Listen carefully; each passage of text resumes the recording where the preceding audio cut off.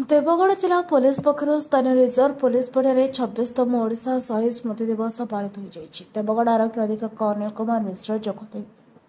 आनुष्ठानिक parade अभिवादन ग्रहण करते राज्यपाल और मुख्यमंत्री वार्ता पठन करने सहित निज कर्तव्य संपादन बेले शहीद मान स्मृति उद्देश्य आज दिन समर्पित से अश्रुल श्रद्धांजलि ज्ञापन शहीद होता पुलिस और जवान उद्देश्य जिते गुणगान कले कम हेब ना से कहते। यह अवसर में मिलित स्मृति पैरेड समारोह आयोजन कर शहीद मान श्रद्धांजलि प्रदान कर देशपाई बलिदान देथिबा शहीद देश आमर जवान स्मृति स्तंभ जिलापाल कविंद्र कुमार सा आरक्षी अधीक्षक अनिल कुमार मिश्र अतिरिक्त आरक्षी अधीक्षक Dhiraj Jarapdar SDPO Ramesh Chandra Maharana 4th IRB commandant Kanhacharan Hansda RI Hambira Soren जिला सूचना लोक संपर्क अधिकारी मनोरंजन सुतार